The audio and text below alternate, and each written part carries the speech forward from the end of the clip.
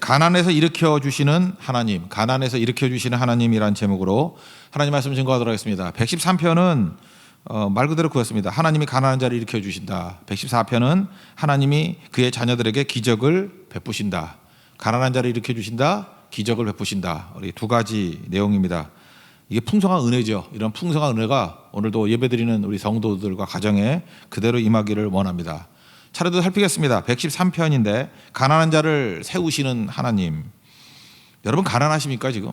내가 가난하다고 느끼신 분들 하나님이 이렇게 세워 주신다라는 것입니다. 이 가난을 묘사할 때 보니까 먼지 더미에 있다, 거름 더미에 있다. 그러니까 뭐 더러운 곳에 있다라는 거죠. 지금은 잘 경험하지 못할 것 같아요. 옛날에는 그 먼지 막 덩어리 거기서 사람 살았습니다. 그러니까 뭐라 그러죠? 쓰레기 더미에서도 사람 살았어요. 지금은 하늘공원이라서 이렇게 멋지지만 옛날에 거기 난지도라 그래서 쓰레기장이었거든요. 그 옛날에 가보면 눈물 났어요. 거기 무슨 그 운전 뭐 면허장도 바로 옆에 있어서 가다 보면은 냄새도 엄청나게 나고 어떻게 쓰레기 더미에서 사람이 잠을 잘까? 어떻게 저러고도 살 수 있을까? 그 얼마 전이에요. 예, 그런 거 느꼈습니다. 그때 이 말씀 읽어보면 먼지 더미에서 산다. 그게 뭔지를 알 수 있었거든요. 거름 더미는 그냥 좀 심하게 얘기하면 옛날에 재래식 화장실 있죠. 뭐 그런데. 뭐 그거 도저히 사람 살 수 없지 않아요. 근데 그런데 살아요. 그 가난한 나라 가보고 우리도 옛날에 그렇게 살았어요. 오물더미에서. 그러니까 가난 중에 최악의 가난을 얘기하는 거죠. 그런 자들을 여호와 하나님께서는 일으켜 주신다. 또 임신하지 못하는 여자 있죠. 뭐 쫓겨나고 막 그러지 않았습니까? 집에서 살게 하신다. 어머니가 되게 하신다. 그러니까 얼마나 큰 은혜입니까? 한나도 그랬고 엘리사벳도 그랬고 옛날에 뭐 아기 낳지 못하는 여자들, 아들 낳지 못하는 여자들이 당했던 것 쫓겨났잖아요. 칠거지약 그래서 그런 모습들 보면서 일으켜 주신다. 그래서 하나님께서 직접적인 내용이거든요. 일으켜 주신다. 가난한 자 일으켜 주신다. 그 내용을 한번 보겠습니다. 7절부터 9절입니다. 뒷부분입니다. 시작. 가난한 자를 먼지 더미에서 일으키시며 궁핍한 자를 거름 더미에서 들어세워 지도자들 곧 그의 백성의 지도자들과 함께 세우시며 또 임신하지 못하는 여자를 집에 살게 하사 자녀들을 즐겁게 하는 어머니가 되게 하시는도다. 할렐루야. 이 가난한 자를 일으켜 세우시는 하나님이라는 것입니다. 가난할 때의 특징이 뭐죠? 뭐 겉으로도 힘들지만 특별히 마음이 참 힘듭니다. 왜냐하면 부끄럽거든요. 가난하면 부끄러워요. 제가 어렸을 때는 많이 가난했거든요. 그래서 사는 수준이 다 달라가지고 아이들이 부자들은 모르겠는데 가난한 아이들이 제일 싫어하는 게 뭐냐? 왜 가정 방문을 했는지 모르겠어. 학교에서 그 선생님이 이렇게 가정 방문을 했거든요. 그럼 그걸 찰필 미루고 너무너무 싫어하는 애들이 있었어요. 저도 몇 번 따라가본 적이 있는데 어떤 집은 너무너무 가난해가지고 그러니까 그런 게 있잖아요. 내가 예상했던 수준과 그 아이가 사는 수준이 그게 차이가 큰 아이면 큰 아이일수록 굉장히 부끄러워하더라고요. 안 보여주려고 그러고 그 뭐하러 했는지 모르겠어요. 그런 걸 그죠? 이게 가난은 부끄러움이 옵니다. 그러다 보니까 교제하기도 힘들죠. 깊이 교제하면은 집도 가야 되고 하니까 이렇게 피상적인 교제만 나누는 거 이거 뭐예요? 가난해서.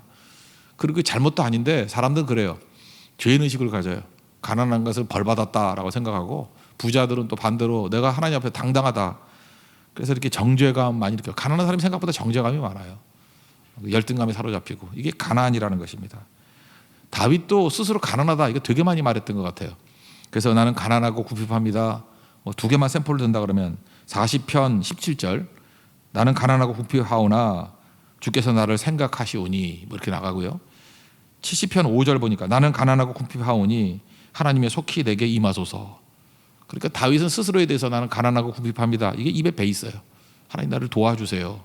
같은 맥락의 지금 기도가 113편의 기도라는 것입니다. 그러니까 하나님께서 그들을 건지시기 위해서 하시는 일이 뭐냐? 우린 그래요. 이게 낮아지는 거라고 생각하는데 낮아지는 것보다 더 힘든 게 뭐냐? 같아지는 거예요. 낮아지는 것보다 훨씬 힘든 게 같아지는 거라고. 근데 주님은 낮아지셔서 같아진 레벨에 머물러셨다고요. 오늘 6절을 보십시오. 6절 시작. 스스로 낮추사 천지를 살피시고 낮아지셨는데 같아지셨다라는 거예요. 이게 되게 힘든 거거든요. 예수님 보세요. 그 강도들 사이에 강도, 예수님 강도 같아지셨죠. 그리고 예수님 죄인과 세일이 창기들과 같아지셔서 밥 먹었잖아요. 그들보다 더 낮아져가지고 나는 창기를 섬기는 자야, 나는 세리를 섬기는 자야 이거 아니고 그냥 같이 밥 먹었잖아요. 낮아지는 것보다 같아지는 게 훨씬 힘들다니까요. 우리 교회 성도들이요 이렇게 선교 가가지고 정말 어려운 곳에 가서 훨씬 낮아져서 섬겨주세요 그러면 잘합니다. 그죠? 더 낮아지라 그러면 더 잘해요. 근데 진짜 힘든 게 뭔지 아십니까? 같아지라 그러면 진짜 힘들어요. 나를 뭘로 보고 그런다고요. 일상을 같이 하는 거. 이게 되게 힘든 거예요. 그래서 사실은 이게 같아져서 같은 레벨로 동급으로 생활을 한다라고 하는 것이 힘든 거예요. 오히려 그들보다 더 어려운 여건에서 섬기라 그러면 섬기는데 방도 같이 쓰고 막 같이 섞여서 살아 그러면 금방 짜증내요. 힘들어하고. 교회에서 섬긴다 그럴 때 섬기는 건 잘한다니까. 근데 같아지라 그러면 화를 버럭내는 사람 많습니다. 근데 예수님은 우리와 같아지셨잖아요. 낮아지셔서 같아지셨잖아요. 그 필립 얀시라는 분이 교회에 대한 고민을 갖고 쓴 책이 있어요. 교회 그리고 컴마하고 나의 고민, 나의 사랑, 애증이 곁들여 있죠. 교회 그러면서 답답함이 있는 거예요. 그래서 나의 고민, 교회만 생각하면 고민이 된다는 거예요. 그렇지만 버릴 수 없는 나의 사랑, 그 헷갈리는 거예요. 그 내용 가운데 이런 게 있어요. 시카고의 어떤 매춘부, 몸 파는 여자분 상담하는 얘기가 나왔어요. 그것도 오래 하다 보니까 나이 들고 또 그 다음에 병도 나고 하니까 이제 매춘부도 더 못하는 거예요. 그래서 그 사람하고 상담을 하는데 자기의 2살 난 딸이 있었는데 도저히 키울 형편이 못해가지고 그래서 2살 난 딸을 변태 성욕자에게 팔아먹었대요. 충격이죠. 그래서 부들부들 떠는 거죠. 분노와 그 얘기를 듣는 순간에 메스꺼움이 생겼대요. 필립 얀 씨가. 그렇지만 참으면서 평정심을 잃지 않은 척하면서 또 물어봤대요. 아니 그렇게 어려운 상황이 되면 가까운 교회라도 가지. 가까운 교회라도 가서 도움을 취하지. 어떻게 그 변태 성욕자에게 2살 난 딸을 팔아먹냐? 뭐 이런 뜻이죠. 가까운 교회라도 가지. 그 얘기를 듣던 그 여자분이 못 견디고 소리를 뻐럭뻐럭 지르더라는 거예요. 교회, 거길 왜 가 그러더라는 거예요. 그러지 않아도 내가 비참한데 교회 가면 더 비참해진다는 거예요. 교회 가면 더 비참해진다는 거예요. 교회가 이런 여자들 못 품어요. 못 품고 그러지 않아도 자기도 비참한 거 알거든요. 그래서 살겠다고 교회를 갔는데 이상한 눈빛과 더 차별하는 걸 통해서 정지하는 걸 통해서 더 비참해진다고. 교회가 못하는 게 뭐죠? 오히려 매춘부들 가가지고 더 낮아진 위치에서 그들을 섬기라 그러면 할 사람 되게 많아요. 근데 같이 밥 먹고 같은 레벨로 있을래 그러면 떠나간다고요. 교회도 그래요. 우리가 선교 가서 섬긴다는 건 다 잘해요. 근데 그 교회 그 사람들이 우리 교회 멤버에 들어와서 우리 팀에 들어오고 우리 구역에 들어오고 우리 진에 들어오고 그럼 불편하다 그래요. 교회 못 다니겠다 그러고. 이게 필립 얀 씨의 고민, 시카고의 고민과 뭐가 다르겠어요? 근데 예수님은 내려오셔서 같아지셨잖아요. 이게 굉장히 중요한 거죠. 마국간에 오셨고 구유에 계셨고 나사렛 요한복음 1장면 나다나엘이잖아요. 나사렛에서 무슨 선한 것이 나오냐. 나사렛은 그 이름만 들어도 천하다고 느꼈던 것 같아. 이게 조심스러운데 우리나라도 그런 이미지가 있을까? 내가 어렸을 때 이미지는 난곡이었어요. 난곡. 지금 아파트 다시 와서 좋은 데 됐는데 난곡에 산다 그러면 제일 밑바닥 인생. 그때 이미지는 약간 동두천이 그랬어요. 동두천 그러면 거기 어떻게 살지 뭐 이런 거.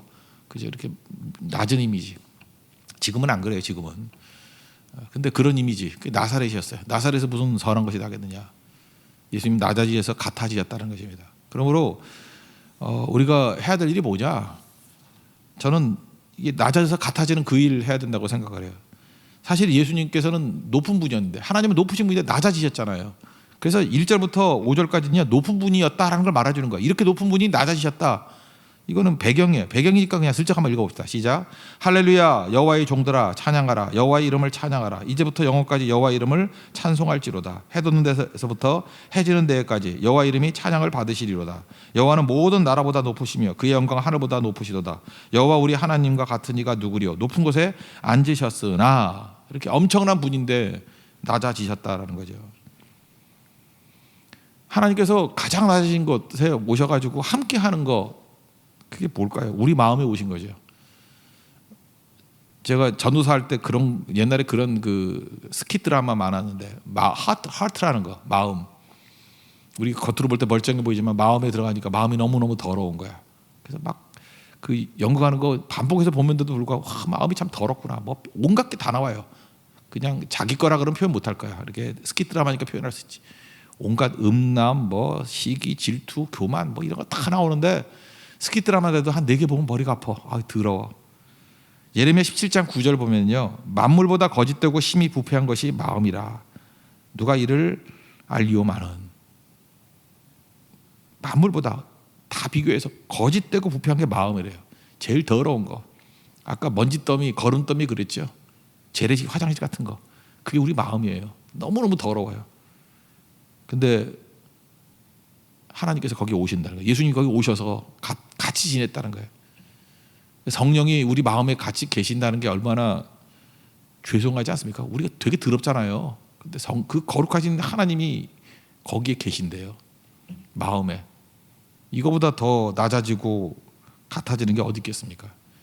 지난 주간에 우리 사모가 이제 진단 받으러 병원에 갔는데 뭐 이렇게 암 수술 받고 났으니까 뭐 이제 예민한가 봐요. 요즘에 긴장이 풀려가지고 아무거나 막 먹습니다. 이렇게 의사 선생님한테 얘기하니까 그 선생님이 저 목사인 거 알거든요. 그러니까 목사님 계시지만 하는 말입니다. 그러더니 이렇게 얘기해요. 마태복음 15장 11절 인용하더라고요. 입으로 들어가는 것이 더러워지는 게 아니고 입에서 나오는 게 더럽다고.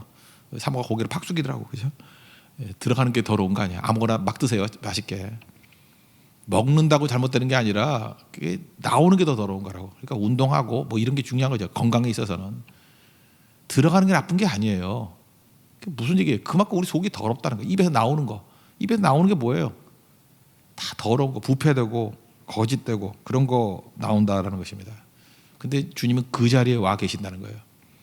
그럼 우리가 하나님의 성령을 의지해서 해야 될 일이 뭐냐? 같아지는 거 이거 힘든 거예요. 같아지는 거 하면 교회는 부활의 능력이 나타나기 시작합니다. 그래서 어떤 대우를 받기를 원하느냐 이거예요. 교회가 여러분 잊지 마세요. 항상 마귀가 교회를 들어서 인본주의적인 그 가짜들을 신겨놓는데 이분법이에요. 그래서 가난한 자는 선한 거고 부자는 악한 거고 이게 선악이잖아요. 그죠? 뭐 기도하는 사람은 선한 거고 뭐 기도 안 하는 사람은 악한 거고 뭐 별의별 거 다 나눌 수 있잖아요. 성교 가는 거는 선한 거고 성교 안 가는 건 악한 거고 이게 다 갈라놓고 막 그런다고요. 그게 아니고요. 여기서 성경이 꿈꾸는 교회의 모습은 뭐냐 이런 거예요. 그냥 같이 지내는 거. 그래서 8절을 보세요. 8절. 지도자들 곧 그의 백성의 지도자들과 함께 세우시며. 그러니까 교회가 할 일은 뭐예요? 가난한 자들에게 특별 대우해주고 특별 공급해주는 게 아니라 지도자들 같은 높은 사람들과 같이 대해주는 거예요. 그래서 교회는 같이 예배드리면 되는 거예요. 같이 기도하면 되는 거고 같이 성경하면 되는 거고 그거에 대해서 특별히 의미를 부여하지 않는 거예요. 이게 가난한 자를 이렇게 세우시는 교회의 모습이라는 것입니다. 한 자리에 함께 하는 거. 저는 우리 교회가 이런 꿈을 그대로 이룰 수 있는 우리 하나님의 거룩한 종 되기를 바랍니다. 그래서 교회에서 최악은 뭐죠? 차별 대우. 아니에요. 똑같이 여기면 돼요. 누가 오든 간에 눈 주지 말고요. 똑같이 여기라고. 저는 이전 교회 있을 때도 그 연예인들 되게 많이 왔거든요. 근데 연예인들 되게 좋아했었어요. 왜냐하면 절대 특별 대우 안 해줬거든. 똑같이 해줬거든. 똑같이. 그게 제대로 대우해 주는 거예요. 그죠? 뭐 특별하게 이게 인정해 주지 않냐고. 유명한 사람이나 무명한 사람이나 힘 있는 사람이나 없는 사람이나 뭔 차이가 있어요? 은사 차이지. 똑같이 같은 레벨에서 같은 식사, 같은 교제, 같은 헌신. 그게 이렇게 세우는 능력이라는 거예요. 이 꿈이 그대로 이루어지는 하나님의 교회가 되기를 축원합니다. 주님께서는 우리를 사랑하셔서 가난한 자들, 우리 가난하죠? 이렇게 세워주십니다. 오늘도 가난해서 일으켜 세움을 받는 은총의 종 되기를 축원합니다. 그 다음에 114편은 이제 자녀들에게 기적을 베푸신다는 거예요. 하나님은 자녀들에게 기적을 베푸신다. 기적에 대해서는 세 가지로 얘기할게요. 순서대로 보면은 첫 번째는 일상의 기적, 그죠? 두 번째는 예배의 기적, 세 번째는 우리 삶에서의 기적인데 이게 부활의 기적이에요. 이렇게 세 가지 단계로 보도록 하겠습니다. 첫째는 일상의 기적인데 일상에서 이렇게 묶여 있으면 자유롭지 못하잖아요. 그래서 묶여 있는 것들을 풀어주신다는 거예요. 지금도 코로나 바이러스로 이렇게 묶여 있잖아요. 그러니까 우리 자유롭게 못하는 게 너무너무 많지 않습니까? 이렇게 묶여 있는 거, 감옥에 있으면 안 되잖아요. 이게 묶여 있는 거, 돈에 막 쫓아다니면은 돈에 묶여 있으면 아무것도 못하죠. 인기에 묶여 있으면 사울왕 한번 보세요.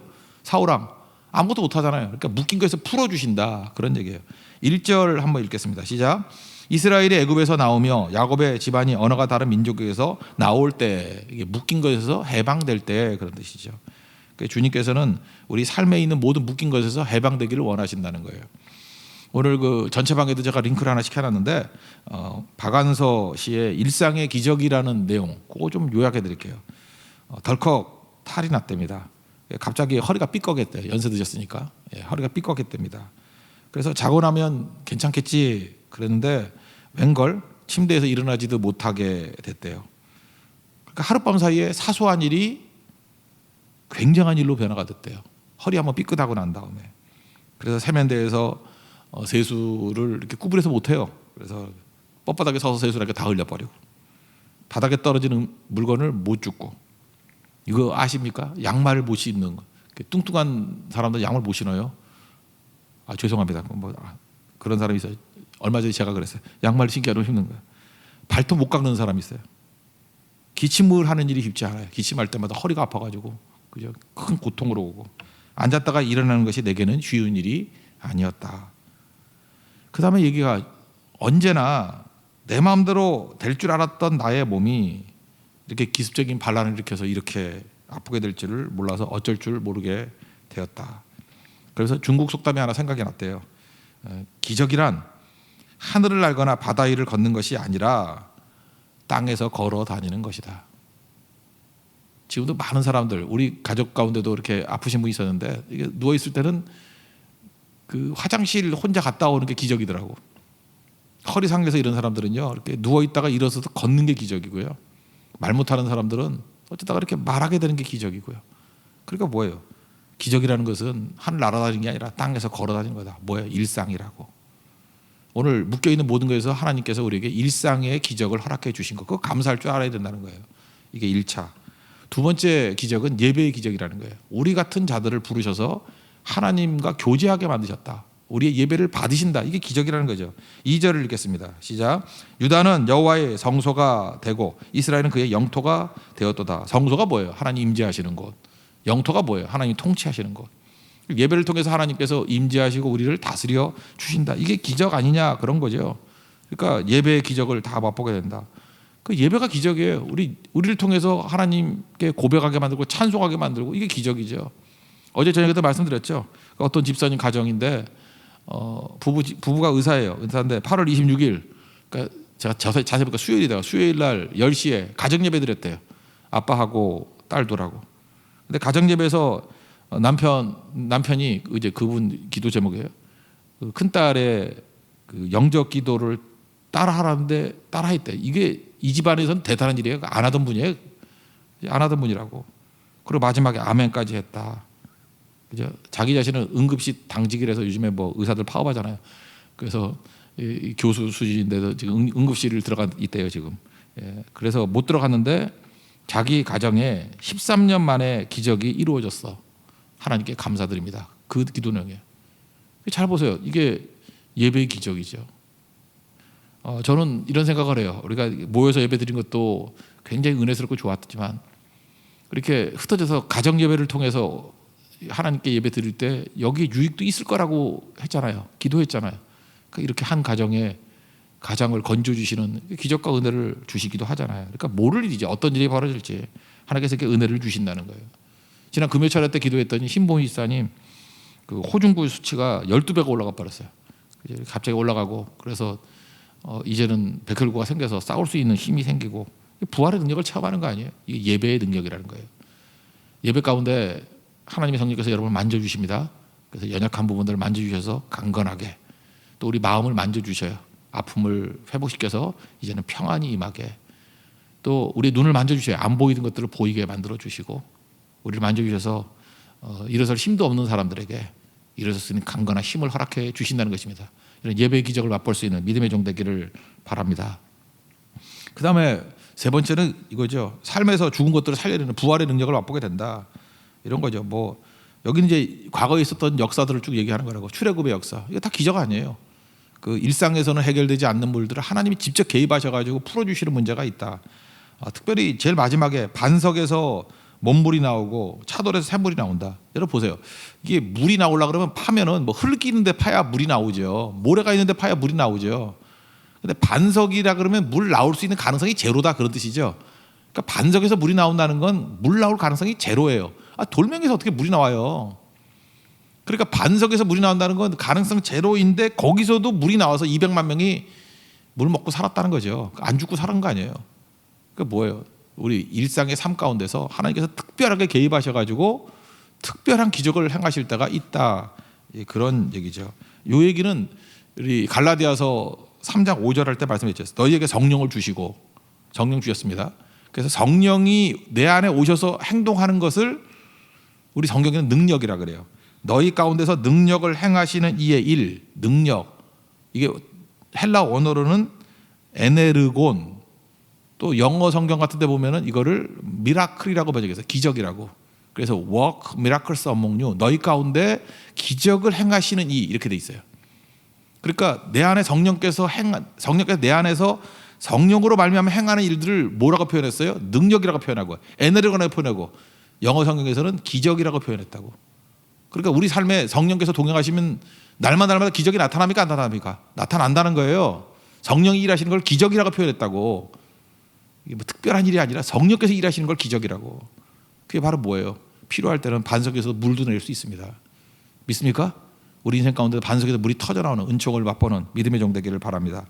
그 일상의 삶에서의 부활의 기적을 얘기하는 거 쭉 한번 읽어보고 마치겠습니다. 3절부터 8절까지입니다. 시작. 바다가 보고 도망하며 요단은 물러갔으니 산들은 순양들 같이 뛰놀며 작은 산들은 어린 양들 같이 뛰었도다. 바다야 내가 도망하면 어찌함이며 요단아 내가 물러가면 어찌함인가. 너희 산들이 순양들 같이 뛰놀며 작은 산들아 어린 양들 같이 뛰놀면 어찌함인가. 땅이여 너는 주 앞에 곧 야곱의 하나님 앞에서 떨지어다. 그가 반석을 쳐서 못물이 되게 하시며 차돌로 샘물이 되게 하셨도다. 홍해와 지금 요단강 얘기하는 거죠. 홍해를 가르셔서 벽이 되게 하시고 요단을 갈라서 벽이 되게 하시고 그 얘기죠. 하나님께서는 모든 것들을 그 능력 가운데 말씀 하나로 이루시는 분이시다. 우리 삶 가운데도 주님 말씀하셔서 그대로 기적을 이룰 수 있는 우리 권능의 종 되기를 원합니다. 그러니까 주님께서 원하시는 건 뭐예요? 주님과 동행하면 이런 일상의 기적, 예배의 기적, 또 그 다음에 부활의 기적 이런 것들을 맛볼 수 있다는 것입니다. 주님이 동행하시면 가난한 자를 이렇게 세워주시는, 그리고 아이 낳지 못하는 여자에게 집에 살게 하시고 어머니가 되게 만드는 능력을 주신다. 오늘도 주님의 공급과 또 주님의 기적을 체험하는 우리 승리 하루가 되는 축복의 종 되기를 축원합니다. 자리에서 일어나겠습니다. 우리 동행 찬양하겠습니다.